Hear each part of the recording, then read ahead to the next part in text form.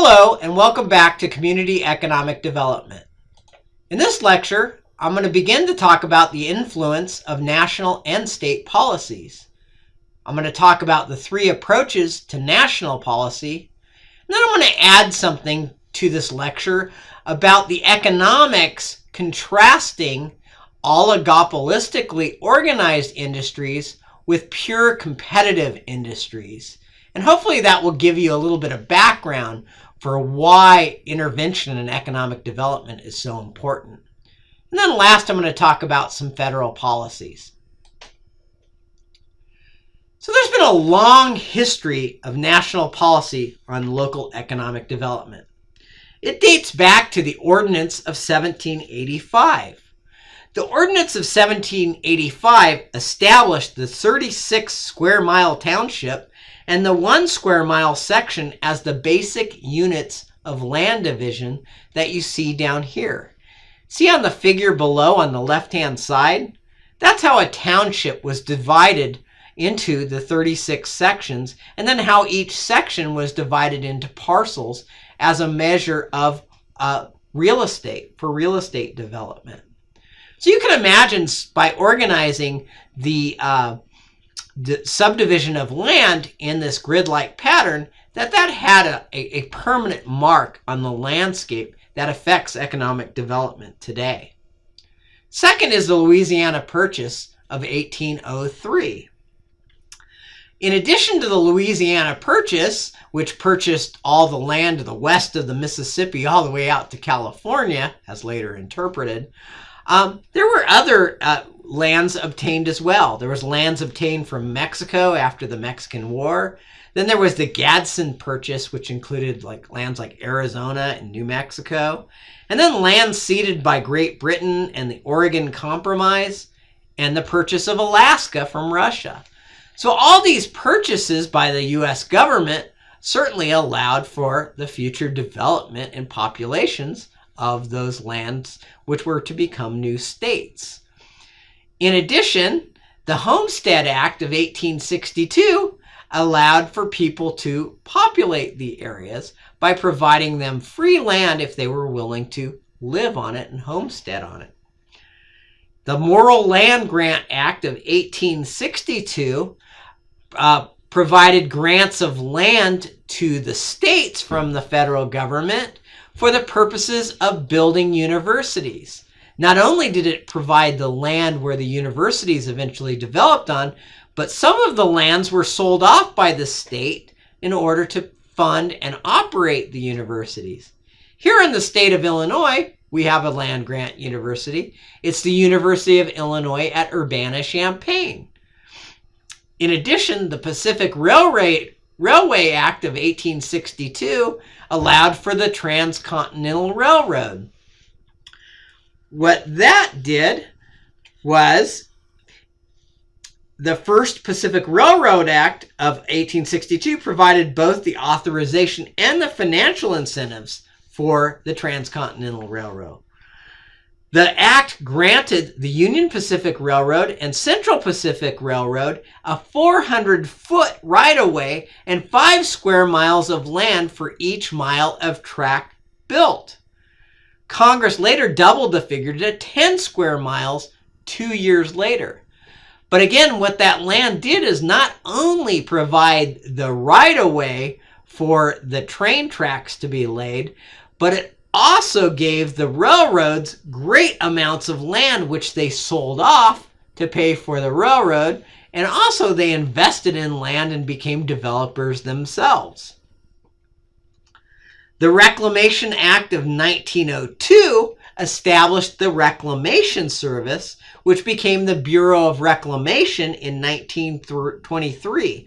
Under this act, funds from the sale of public lands were invested and used to pay for irrigation projects, and the investment repaid without interest by the parties using the water.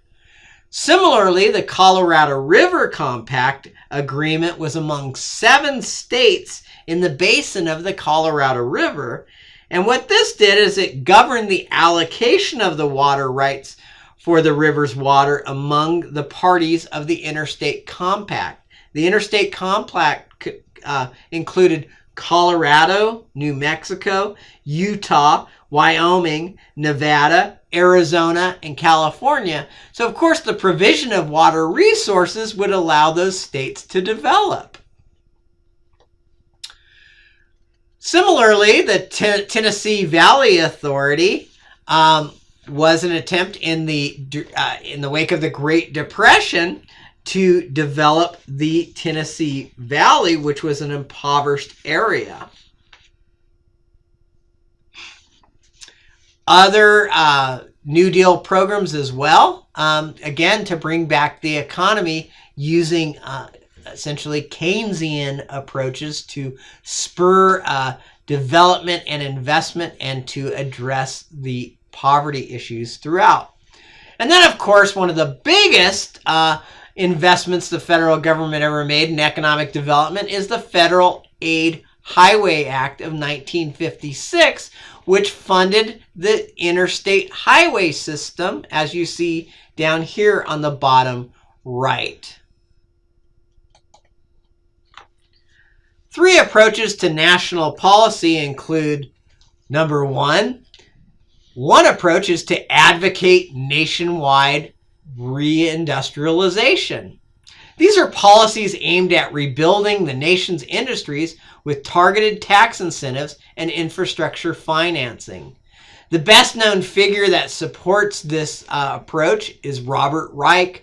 He was the former Secretary of Labor under the Clinton administration, and now he works as a faculty member at the University of California, Berkeley, where he continues to advocate these similar causes. President Obama also represented this cause, and in the wake of the Great Recession, in particular, offered industry reindustrialization as a viable approach.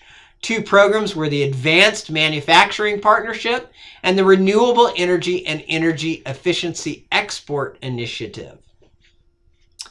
As a complete opposite of this type of interventionist approach, another alternative is that it advocates laissez-faire. Laissez-faire is basically the free market approach. Policies favoring less government involvement in economic development and industry. And this is personified by George W. Bush's tax cuts.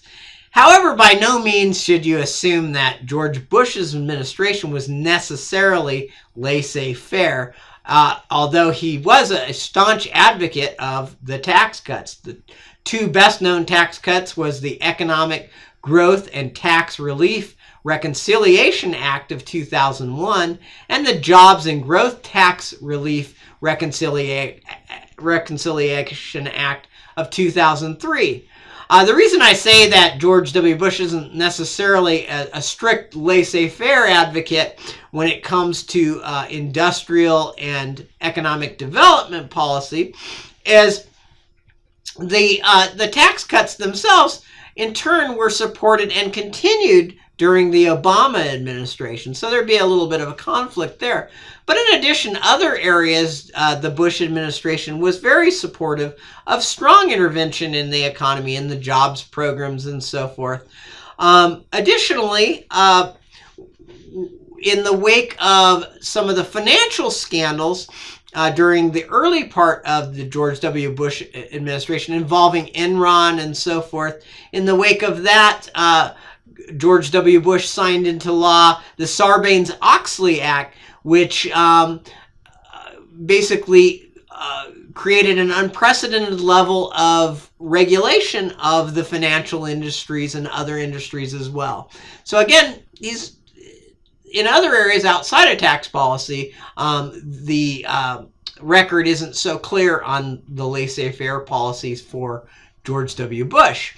The third approach to national policy is one that of a perspective that what is good for business is not always good for communities and workers. So this is kind of a pessimistic or skeptical framework where policies aimed at firms alone are misconceived, whether they seek free market principles or industry regulation. And I would say this is where most economic development planners fall, where there's a healthy bit of skepticism towards the strict firm approach, believing that firms are all that matters. So this gets us away from traditional factory recruitment and smokestack chasing towards focusing on other benefits for the community and workers that might be obtained. It recognizes that firms and businesses are important, but yet that the interests of firms and businesses aren't always one and the same for the interests of the communities and workers. Then your book mentions that the job exporting trend shows small signs of reversing due to 3 reasons. First is a patriotic response to impacts from the Great Recession.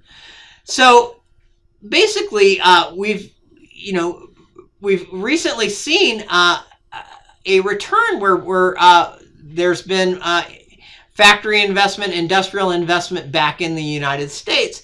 And one of the reasons is that firms have recognized, multinational firms included, have recognized the importance of the United States' success in the global economy. And so there's been a bit of a return of investment in recent times.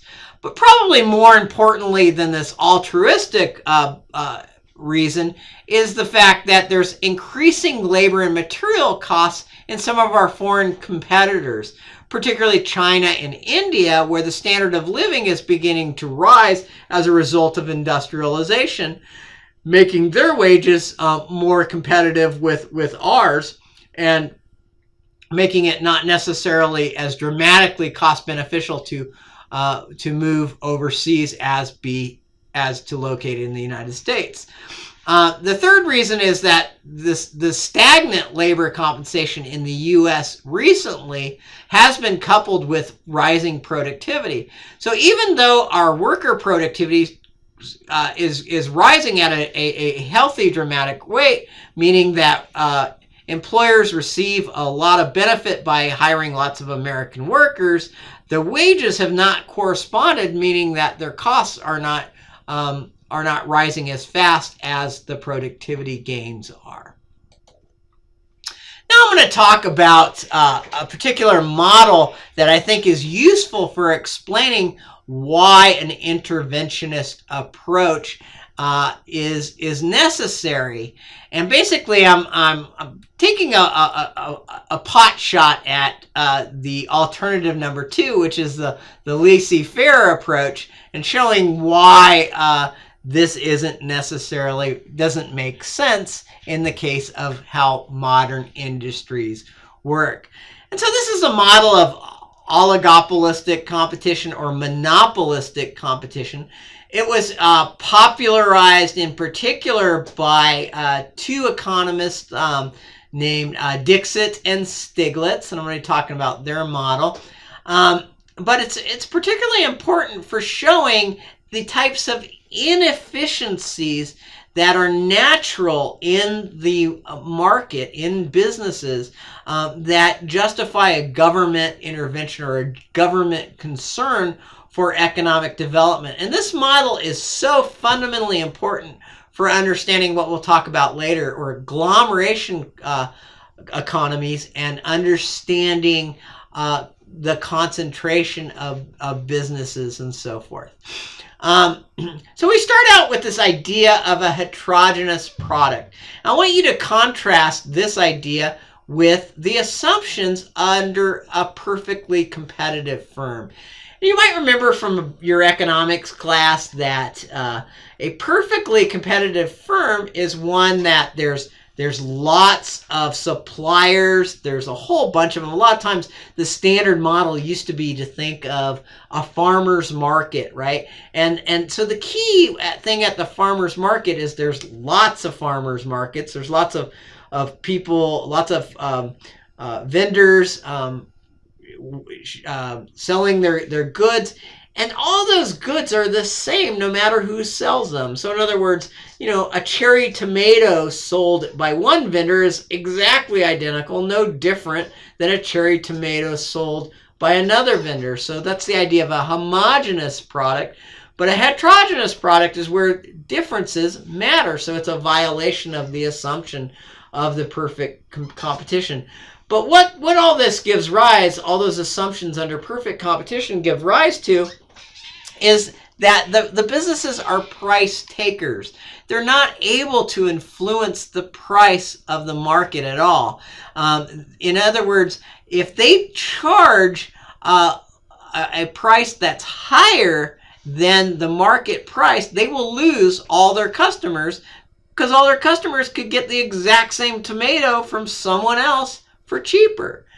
So similarly, they wouldn't charge less than the market price, because then they'd be foregoing profits, a normal profit that they could be earning.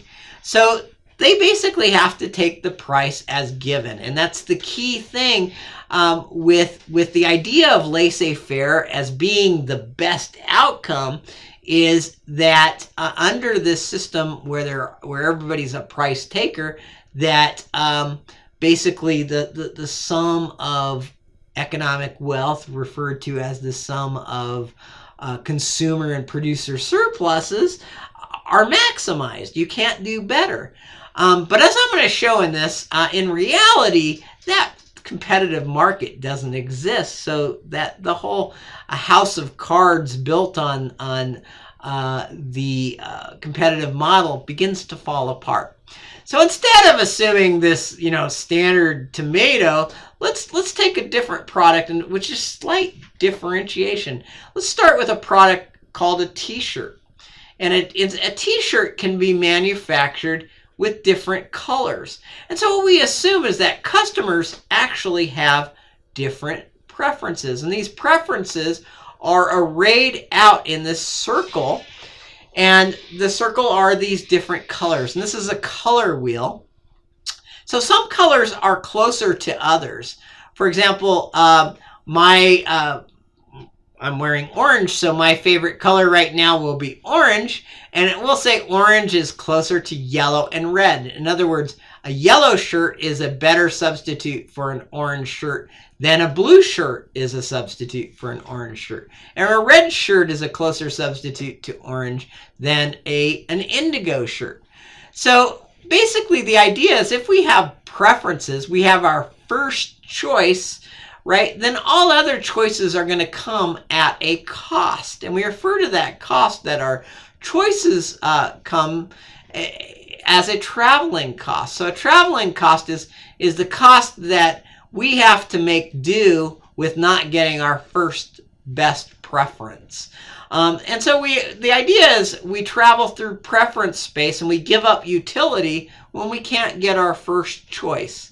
So if my first choice is an orange shirt, I will give up a huge cost to travel all the way to blue, but I'd give up also some cost to even travel just to red, to make do with a red shirt when I really want an orange shirt. So we assume that preferences for different colored shirts are distributed equally along the circle. So in other words, yellow, the distance from yellow to orange is the same as the distance from orange to red, is the same as the distance from red to violet, and violet to indigo.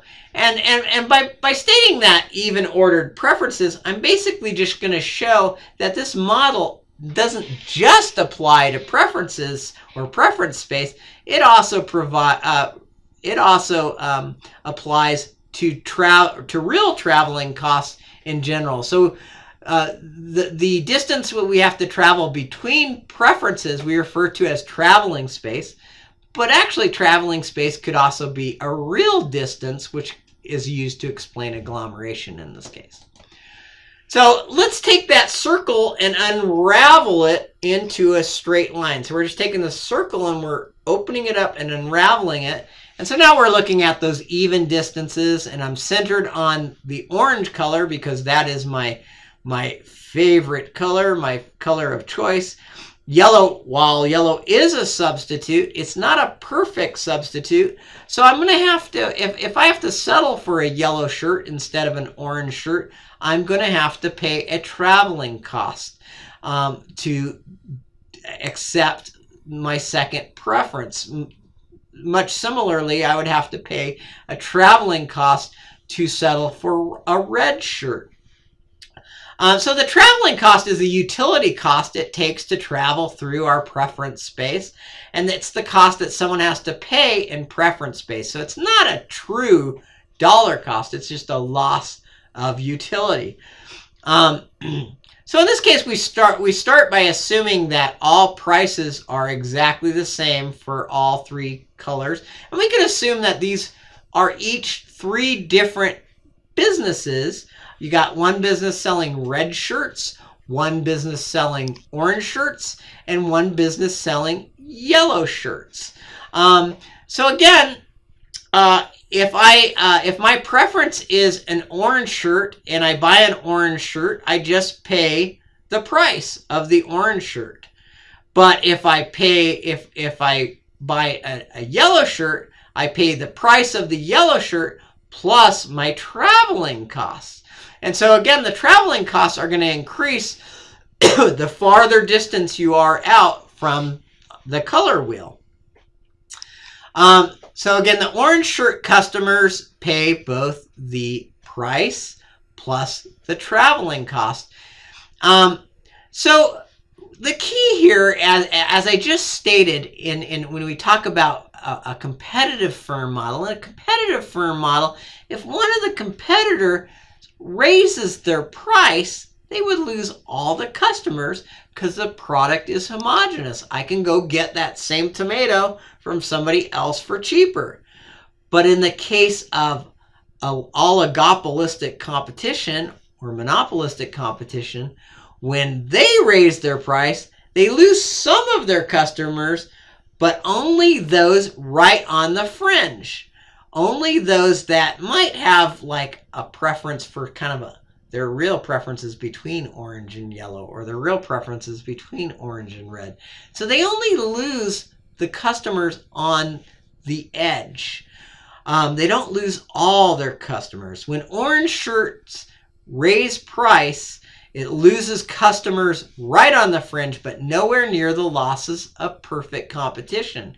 If a perfect competitor raises price, it loses all of its customers.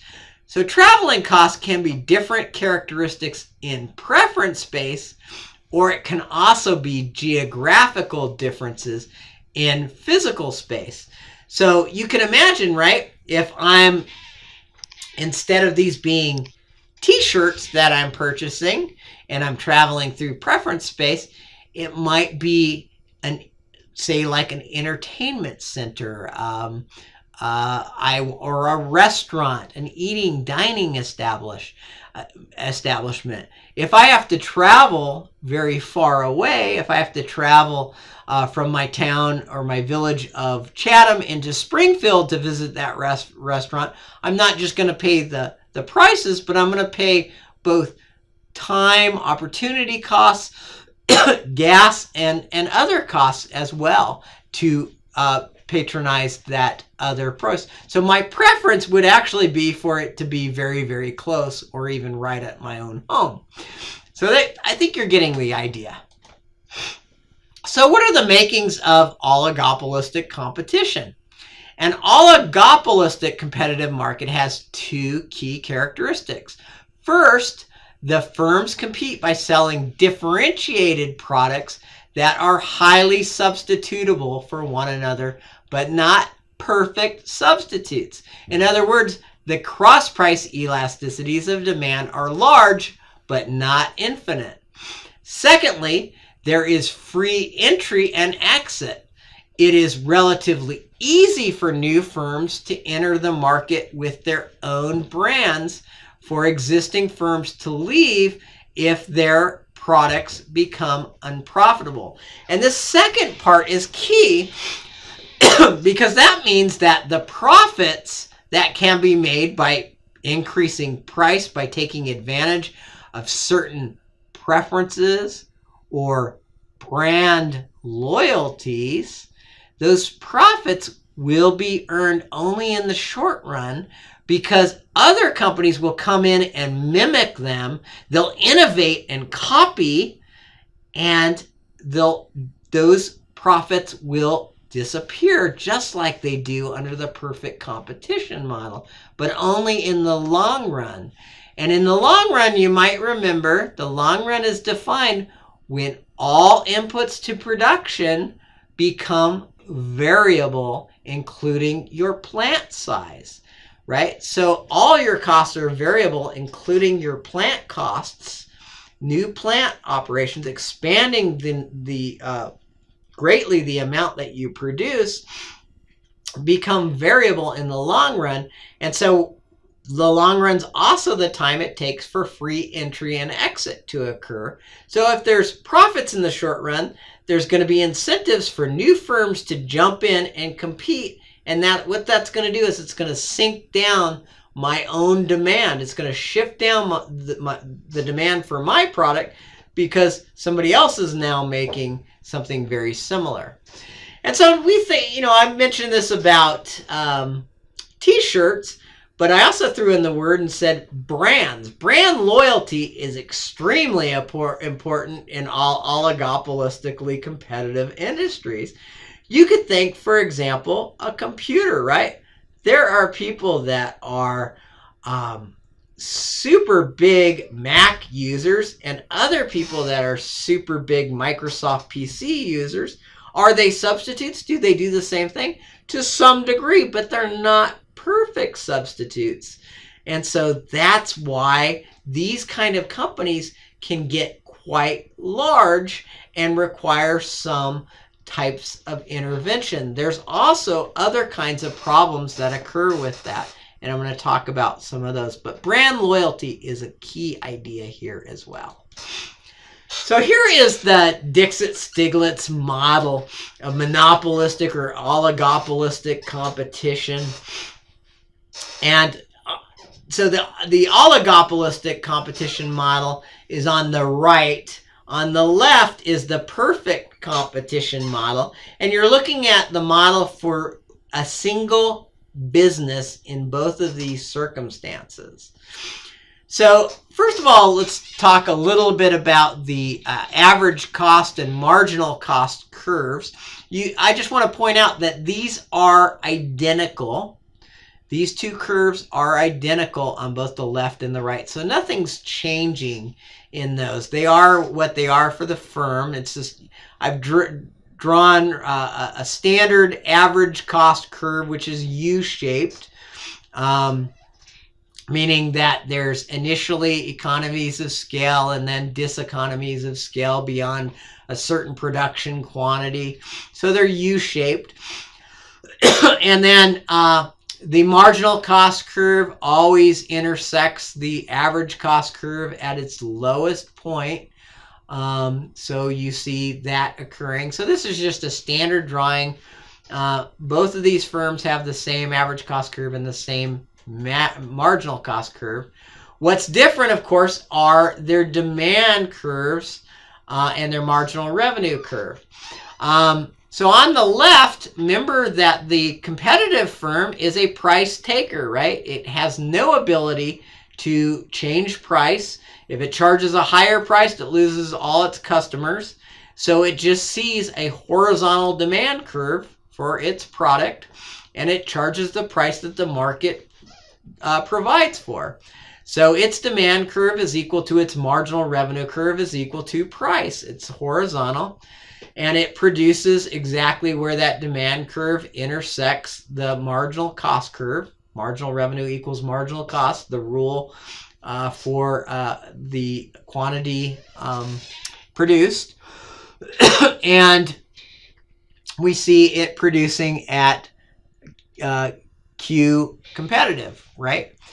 On the curve on the right, the oligopolistic company has market power, right? It has the ability to charge a price above its marginal revenue, which we call market power. We call the markup. And so the markup is the difference between the price and the marginal revenue curve at the quantity produced. But both of these both of these graphs are drawn for the long run. Again, the long run is after all inputs to production have become variable, including the plant size. And so what's happened in the long run, as a result of the profits in the short run, the firm entry has caused the demand curve for this individual company to shift downwards, right? There's going to be fewer customers demanding this particular product because of the competitors that have entered the market. So that shifts the demand curve down. Another thing I want to point out in the oligopolistic competition model is that, of course, the demand curve is downward shifting. So that means that the marginal revenue curve must lie below the demand curve at all positive quantities. But also, the steeper the demand curve, the further the marginal revenue curve will be below it as well, just to mention that additional point. So in both cases, there's zero economic profit.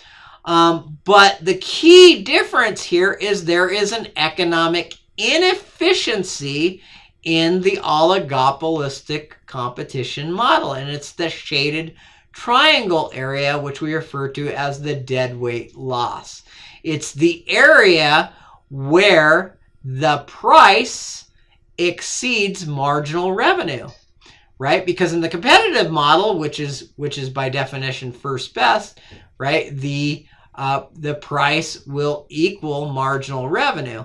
Here we can see that the price is greater than marginal revenue, and so that is in essence a source of inefficiency.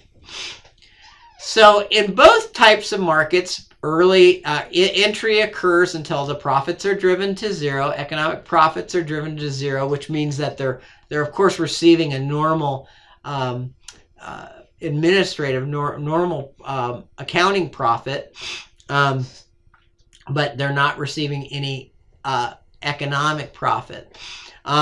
But in evaluating the oligopolistic competition, we have to counter the evaluation of the inefficiencies against the gains that consumers would gain from product diversity. So because of those short-term profits, there's an incentive to innovate in the oligopolistic competition model that doesn't exist elsewhere, right? If I could be the first to come out with the new product, the new brand, the new Macintosh, the new Windows 11.0, the new product, right? I can have short-run gains and get those economic profits in the short run, but that will then induce other competitors to dry up that innovation and drive things back to zero. But that competitive process, that innovation, gives rise to new products. And that's what's so fundamentally important. Also, I want to mention this model is key in understanding agglomeration economies, which we'll talk about later. And the reason for that is one of the reasons for that is if you want to innovate, you've got to be near your competitors so that you'll be aware of the changes taking place. So you got to be near your competitors, near your suppliers, near where all the action and the information is being exchanged so you can take part in this creative process that generates product diversity. So what are the consequences of oligopolistically organized industries? I mentioned there's the deadweight loss, right? There's some loss in inefficiency, but there's a gain too of product diversity. So as I mentioned, increasing industry concentration comes as a result of this, both within the firm, right? Obviously, firms are going to be bigger, right? Firms are going to be bigger in oligopolistically organized industries, but they're also going to cluster tighter because of the need to innovate. Firms then also becomes large, and at some point they become too large to fail. And we heard this during the Great Recession, right? That some businesses in the auto industry and the banking industry, those two industries in particular, they were too large to fail. And again, if they're so large that they have a lot of customers, and they have ripple effects, inter-industry effects, for example, the auto industry being hampered from declining consumer demand, affected by the banks, we're going to have to prop up these businesses, bail out these businesses to keep things afloat. The third consequence is that national policy then must have some kind of local dimension, because the consequences are big, and this is all played out spatially. It's played out in agglomerations. So there's a national interest in the success of agglomerations. So what must the national policy include? It should do things like restricting write-offs on bad investment decisions. Bad investment decisions, about, bad investment decisions in terms of bad for the company, but also bad for the region. Companies that are just moving operations around without any gain to the national economy. So if you're just moving a factory from one place to another, for example, to take advantage of incentives, we need to prevent the write-offs on taxes for those kinds of changes. Similarly, we should be providing planning assistance to localities and businesses in the areas that are undergoing structural change. Loans for community ownership and for industrial development. Worker retraining credits when there's dislocations of workers occurring. You have large companies that move out of an area, or great changes in terms of the technology that's being used. The workers that are dislocated as a result of the reductions in force may need new training to make them employable into alternative industries, or maybe even the same industry that's undergoing rapid capitalization, and that's technologies affecting the new industry quite a bit. For example, I mentioned job training. We have the Economic Dislocated Workers Assistance Program that's part of the Workforce Investment and Opportunities Act, EDWA, designed to, again, relocate those workers that are dislocated from factory closings. Strengthening education at all levels. Again, your K through 12 all the way up through college. Having a strong education system. Human capital is extremely important. That your human resources can be as mobile as the businesses, as the jobs. Portable retirement and benefits. Once again, it's much more likely that workers will work for several different employers over their career than it used to be. In some circumstances, retirement benefits and other benefits haven't kept pace because they're provided only by the single employer and not portable from one to another. Another way that the federal government can help out. Infrastructure investment. This is particularly important to local areas that have undergone shocks, and particularly ones that are slow to recover from the Great Recession. One of the ways we have managed the lower tax revenues locally is through deferred maintenance of our capital assets in infrastructure. So we need investments in mass transit and highways and railways and bridges and power grids, water and sewer. So what are some of the objectives of a national policy? A national policy should develop otherwise underutilized human and natural resource potential.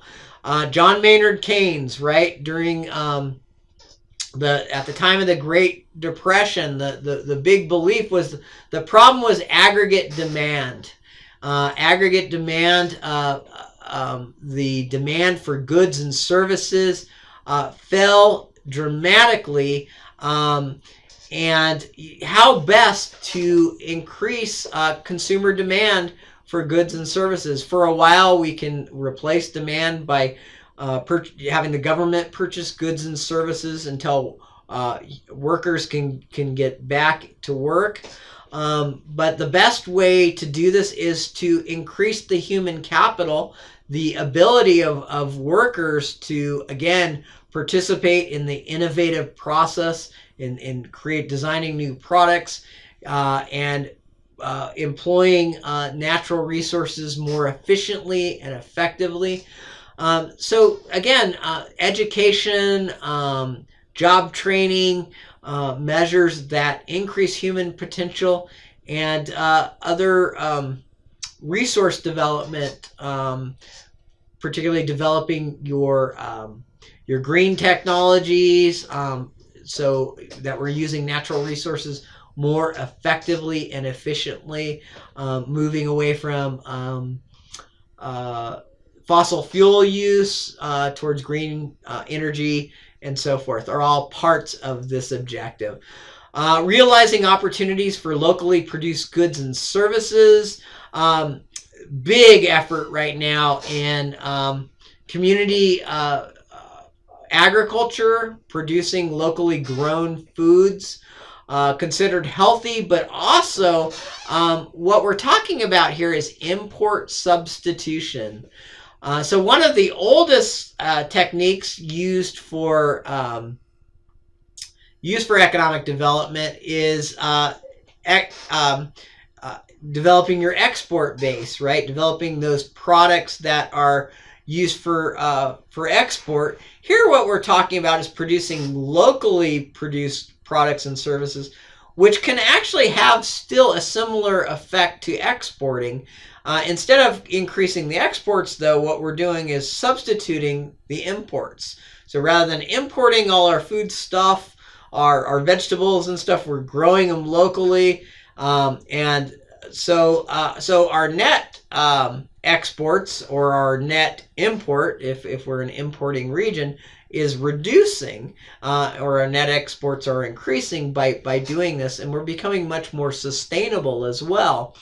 So this is a big area. So like we could do this with environment or entrepreneurial incentives to train, educate people about how to start their own businesses, how to create products, sometimes through crafts and so forth. Additionally, improving employment levels and long-term career options. So again, through a variety of investments in job training and employment, job creation. Increasing participation of disadvantaged and minority groups. Again, there are programs, particularly like where governments, federal government included, use minority women in business enterprise incentives, where they're given preferences in contracting for federal contracts for goods and services, purchases, and so forth. Again, in this case, trying to eliminate some of the inequity, discrimination that has occurred over the years, making sure that all human potential is fully engaged and employed and working towards the growth of the community at large. Improving the physical environment. One of the things this might involve, certainly the infrastructure items I mentioned above, taking on some of the deferred maintenances, providing seed capital for investing in maintenance and refurbishment of some of the infrastructure, but also incentives for facades of local businesses, and trying to make things nicer. For example, like the Main Street program in providing incentives for downtown redevelopment and improving the aesthetics of places and so forth. So some of the federal policies we talked about are the monetary and tax policy. As you're probably aware, the Federal Reserve Bank basically has a great influence over the monetary policy. And since the 1970s, we've done a very good job at controlling rapid economic growth, or basically controlling inflation. We haven't had a period of high inflation since the mid to late 1970s. As I mentioned previously, too, that's this, even though notwithstanding a very liberal or low federal funds rate that has kept interest rates quite low.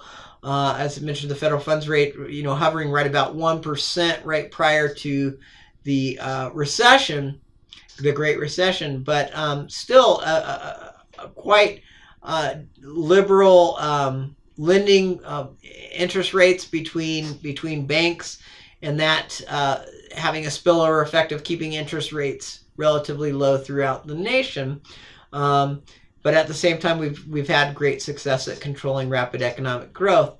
Next, there's a variety of tax credits aimed at new technologies and spurring innovation and so forth. As far as trade policy, again, the U.S. has among the world's largest trade deficit. Two of the free trade agreements you should be aware of. The North American Free Trade Agreement is a free trade agreement between the U.S., Canada, and Mexico. And so it's basically allows for exchange, trade of goods between the three countries without tariffs. Similarly is GATT, which I always tend to forget. GATT stands for the General Agreement on Tariffs and Trade. So again, as your book mentions, there's a problem with French growers still protecting their industries and almost making the whole GATT agreement fall. But these types of free trade agreements are in contrast to calls for trade and tariff protectionist attitudes.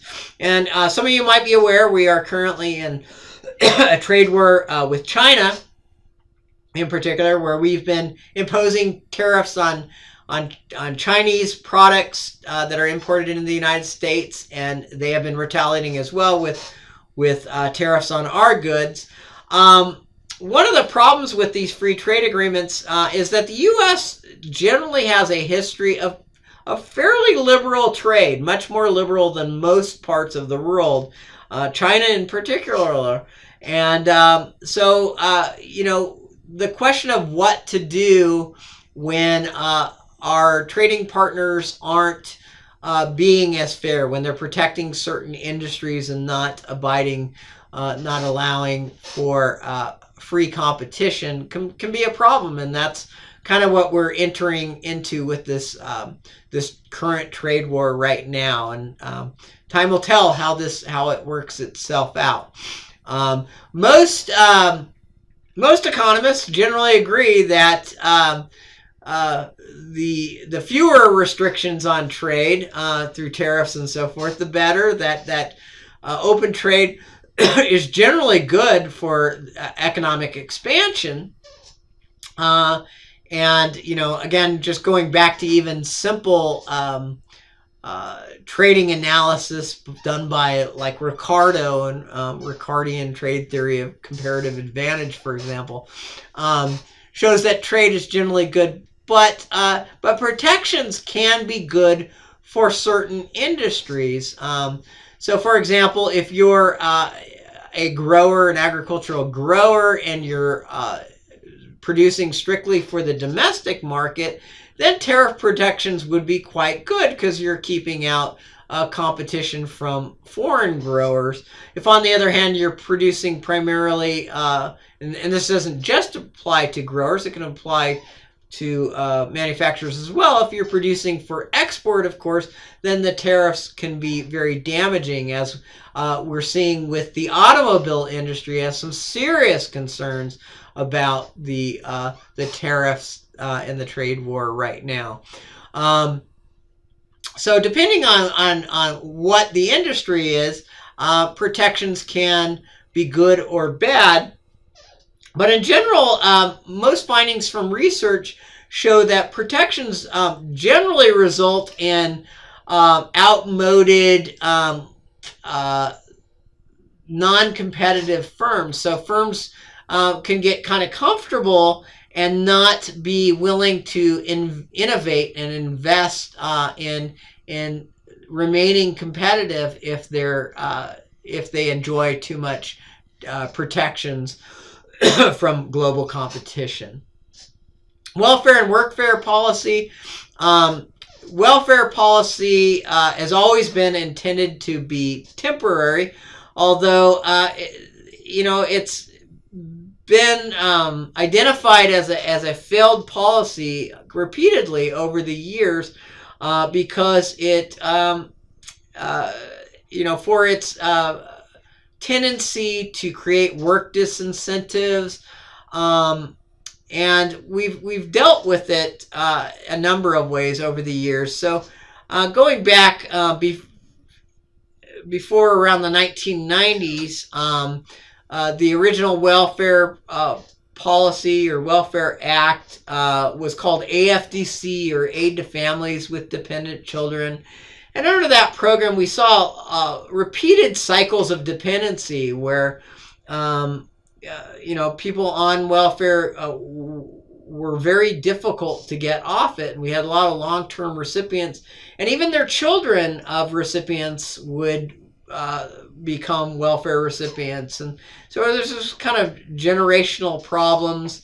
And in the 1990s, in 1997, the Clinton administration attacked welfare with reforms meant to basically incentivize the welfare recipient population into work. And I should mention workfare takes a number of names. Workfare is a little bit different. Workfare is our policies where you do work or you receive kind of training in exchange for continuing to receive some or maybe even all of your assistance benefits. So in California, the workfare policy out there under AFDC was called GAIN, what does GAIN stand for? But anyway, the GAIN program was designed so that when people came off of welfare, they wouldn't lose all of their assistance money and their benefits, making work so less attractive. So basically, workfare worked right alongside of welfare. I started to mention in 1997, the Clinton administration enacted welfare reform. The original welfare legislation, it was in a big package that affected not just welfare but education, job training, a whole bunch of different programs. That act was called PROWARA, which stood for Personal Responsibilities and Opportunity Act. And within PROWARA was an act called TANF, Temporary Assistance for Needy Families. And that act originally limited welfare receipt over any one spell to 2 years or 24 months, at which point you would have to engage in some kind of work activities to continue to receive benefits. So you would have to enroll in job training or take on gainful employment and to ever become eligible for assistance payments again. And then there was a 5-year lifetime limit as well. Over time, some of those more stricter measures got softened. Work requirements got specified as more flexible, and so forth. Let's see. Healthcare policy. You're probably aware the Affordable Care Act was enacted during the Obama administration. And it did several things, one of which it mandated that everybody in the United States should have health care insurance. If you were at or below the federal poverty level, you would be covered under Medicaid. So Medicaid was to be expanded to 100% of the federal poverty level. Employers of 50 more workers would have to offer a minimum amount of health insurance for their employees. And if you were self-employed or kind of in the middle of this, you would have to purchase your health insurance on an exchange. One of the things that happened is in the wake of the Affordable Care Act, the courts found that the Medicaid expansion was not could not be mandated on the states. So the states basically had an option whether they would extend Medicaid to 100% of the federal poverty level. And 14 states, as of today, 14 states have opted out at this time, so are not offering the Medicaid expansion, while another 3 states are in the process of adopting a Medicaid expansion, which is a little different from, so that 17 is a little different, or the 14 is a little different number from the 19 that your book says opted out as of 2015. As far as employment policy, in the 1970s, the Key Employment and Training Act was called CEDA, the Comprehensive Employment and Training Act. And it was, this was in the wake of the war on poverty. It was very much interested in workfare, basically providing people jobs, many of which were kind of community service jobs to work in. So it had as its element a jobs program that was pretty generous, as an alternative for people to receive in assistance. And excuse me, the jobs program was basically received quite a bit of controversy. It was criticized by a lot of analysts as make work, that they basically needed to create some jobs, so they basically just created work for employees to do. And so it was criticized for that purpose. And in 1982, the Job Training Partnership Act was enacted. Interestingly, the Job Training Partnership Act was co-authored by then Senator Dan Quell. I don't know if you know, Dan Quell was vice president under George H.W. Bush, the first Bush Sr. And he's a was a fairly conservative Republican, and he co-authored JTPA, the Job Training Partnership Act, with Senator Ted Kennedy, who is, was a pretty liberal Democrat. So that's at an interesting level of partnership on this bill, and but the key aspect of the partnership in the act was to create a private-public partnership on job training. And so what it did is it created these private industry councils locally that basically made policy decisions about what types of training would be conducted and what kind of contracts would be made with training providers locally. And the one thing in the private industry councils, they had to be staffed with business owners, representatives from the business community, employers, along with labor unions and other people. So it was really a partnership between labor and business to make job training policy work for regions. And that element of the JTPA still exists today. They're no longer called private industry councils. They're called local workforce boards. But they still have as their makeup kind of this combination between, between employers, labor unions, and government and training providers and so forth. On the wake of JTPA, WIA, or the Workforce Investment Act, was enacted in 1998, again, the Clinton administration. And the key difference here was to move job training in the direction of demand occupations. So WIA was an explicit attempt to make workforce development policy work hand in hand with economic development policy. And it did that through requirement that job training funds could only be expended for demand occupations.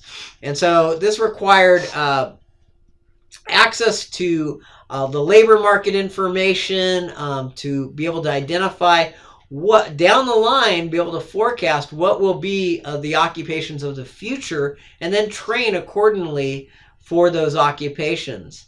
And then more recently in 2014, the Workforce Investment Opportunities Act, WIOA, was the latest extension. And again, it's trying to give more treatment to innovation and new technologies and so forth. So, in economic development policy for the federal government, less than 1% of total federal expenditures are directly involved in economic development policy. I say directly, explicitly, because this excludes, of course, like our tax system. Whereas the tax system, of course, its main design is to earn revenues, although we do offer tax incentives and so forth for economic development. But those are, basically considered a secondary purpose to the main program, which is meant to raise revenue. As far as in the explicit economic development programs, the Economic Development Administration today is basically the leader of the federal agenda. I say today because originally the Economic Development Administration focused only on rural activities, but now it includes both rural and urban. Other agencies involved in economic development policy, of course, are the Department of Labor, and I mentioned already the Department of Labor has Employment and Training Administration as part of it.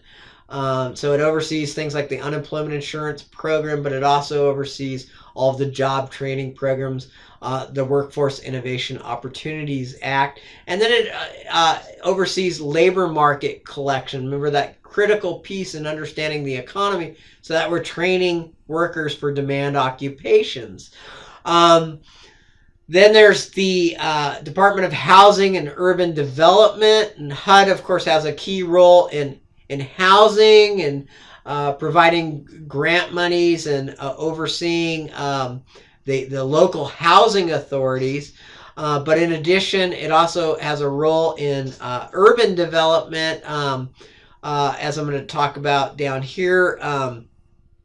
It has a role in had a role in urban renewal, the urban development action grants, and today has a role, an important role in administering and auditing and overseeing the community development block grant program, which is a key source of development funds for local governments. It also oversees the Empowerment Zone program as well. The United States Department of Agriculture oversees the food stamp program on the social services end. They also have an important role in the cooperative extension. Cooperative extension is an area of colleges and universities designed to disseminate technology to growers originally, strictly agricultural activities in rural areas, to, so they have the latest technology about how to manage crops, but also now in terms of manufacturing and advisement of governments, local governments as well, and how to run local governments.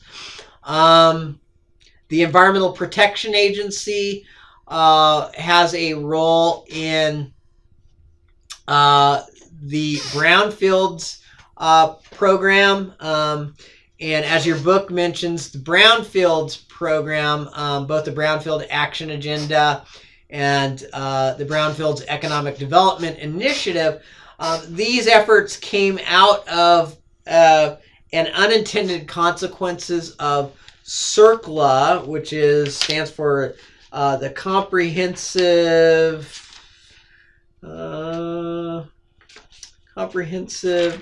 Environmental. Let's see if I can remember this.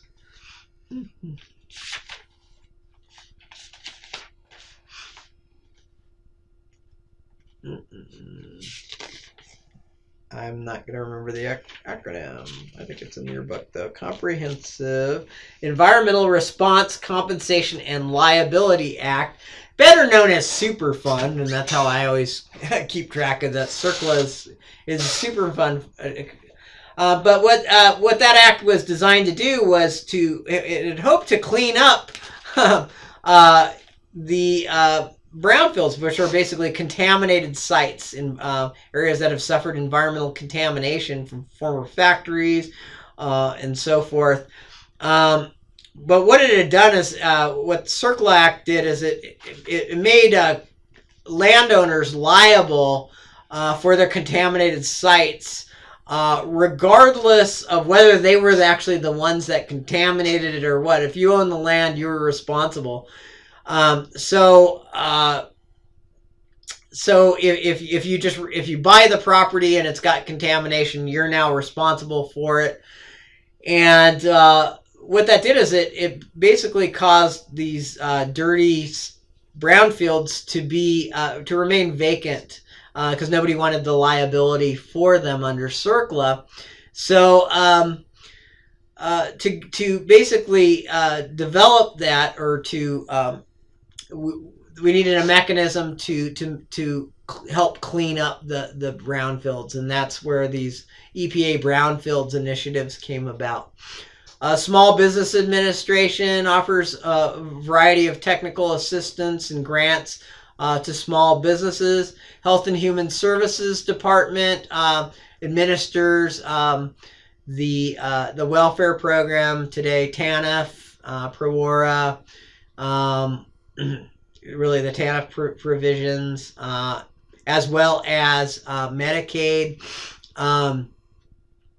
And then the Appalachian Regional Council.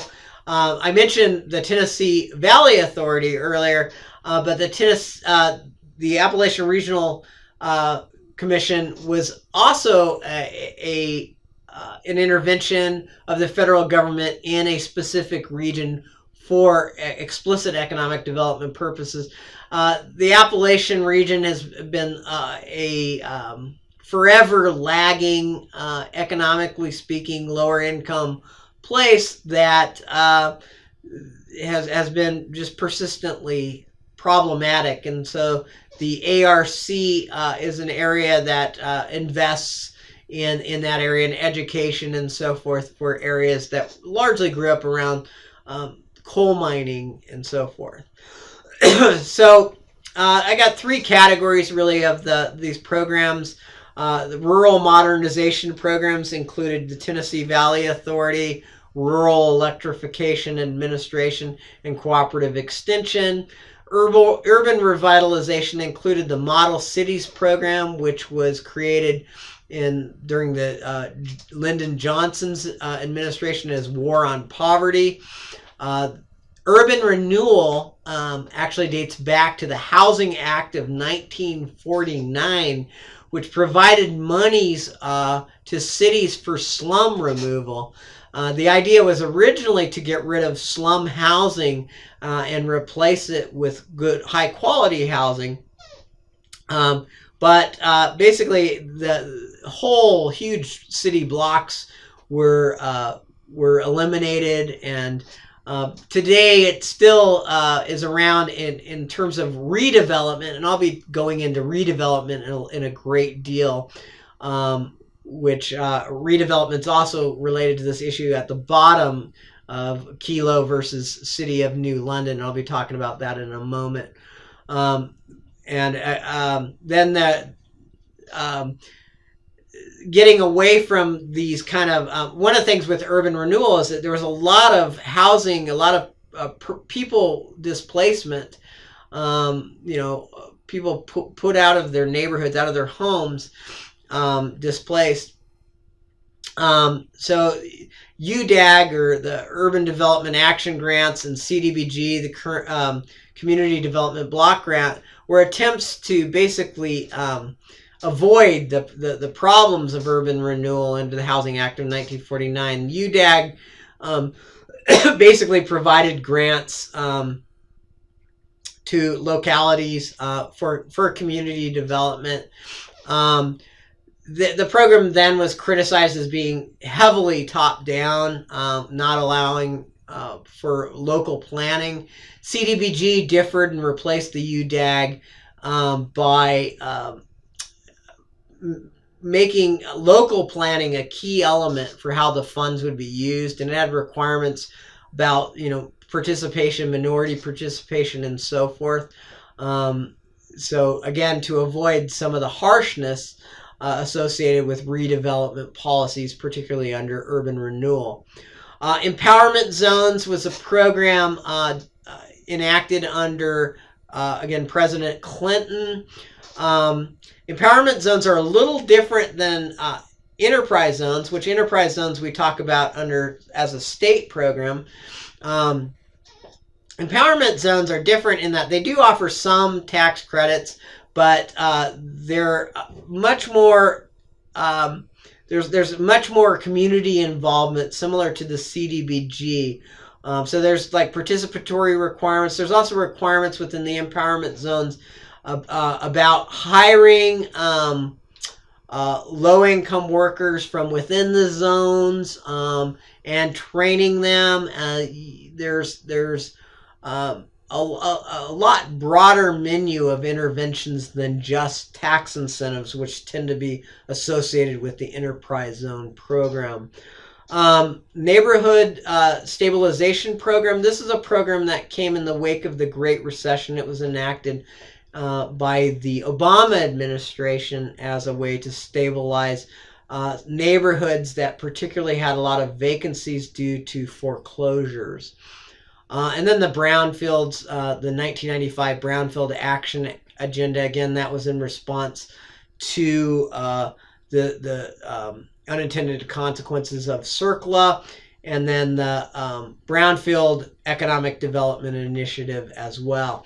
Down here, I mentioned this Supreme Court decision, Kelo versus the City of New London. What was going on with this? So the City of New London was a city in Connecticut And they basically received had a development opportunity from a Pfizer plant, pharmaceutical plant, and it would require some clearance of houses and other buildings to put together, to assemble basically enough properties on which the Pfizer plant would eventually be situated.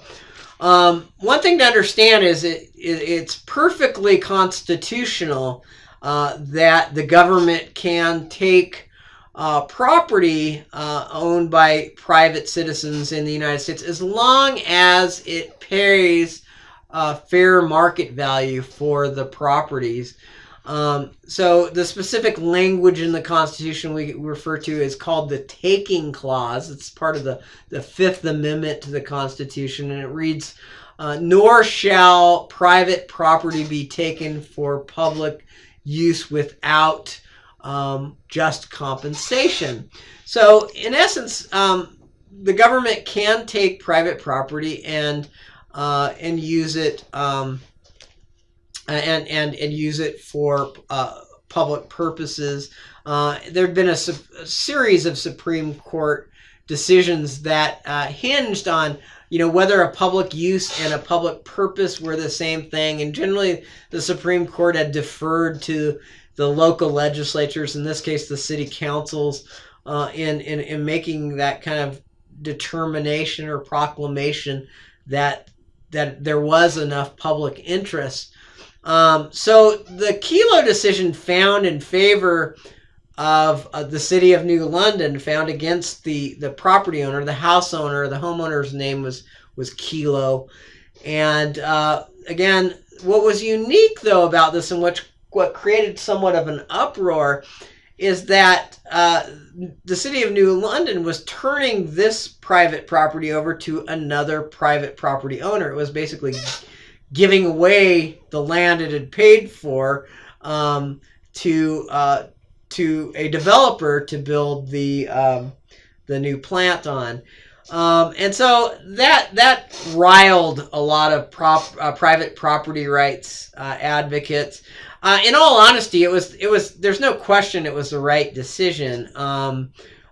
For years, again, the ability of governments to take property and pay just compensation for a broad range of public benefit has been pretty settled. One being we mentioned the interstate highway system, building new highways. If your house is in the new right of way, it wouldn't make sense for like one property owner to basically hold up the entire process because they want to demand more money or hold out, and that goes for a whole host of projects. Again, the only thing that kind of made this unique is that it was a private developer, private landowner that would be the recipient of the land that's taken. But again, in any circumstances where there are a clear set of public benefit, it's the right decision. If those public benefits exist. Another caveat to this, though, is that interestingly, the Pfizer plant was never built. So this poor person lost their house, and it was never built. So that kind of adds another wrinkle. Is and maybe at some point we'll have to test about whether the actual benefits have to be likely or not. Is another question. But my sense is, given the history of the way the Supreme Court acts on these kind of items, is they have a history of judicial deference to the legislative body. And so again, these bodies, the city councils, are elected to represent people. They're considered to be in a better position for determining majority benefit, right? The benefit of the collective society, better than the courts can. And so the courts are very concerned with trying to get into those dicey issues of determining, how likely are benefits to accrue, or what is a benefit, and so forth. But the important thing is what happened with all these private rights activists. They demanded and jumped to activism within the states, and several states then responded by writing laws that restricted the use of eminent domain, again, condemnation of property for economic development purposes for these kinds of arrangements. In my own opinion, states were crazy to do that. Why on earth would you ever want to lose that kind of flexibility for individual property owners is kind of beyond me. I don't have a problem understanding that, as does the IEDA, as you're probably aware in your reading. The International Economic Development Council argued that judicious use of eminent domain was critical to local economic development, local economic growth and development. Its use to assemble land, which was what they were doing here, right? They were taking this piece of property, this parcel, and putting it together with lots of other parcels to make one big one to build something big. Its use to assemble land helps to revitalize local economies, create much needed jobs, and generate city revenues. The council argued that, in quotes, if eminent domain for economic development is prohibited, one person could veto the development of an entire distressed community. This would have the practical effect of making such projects virtually impossible. So there you have it. I mean, if you're involved in economic development, of course you're going to want this kind of flexibility where one possible property holdout wouldn't derail an entire big project of which, the larger community would benefit from. So my personal opinion.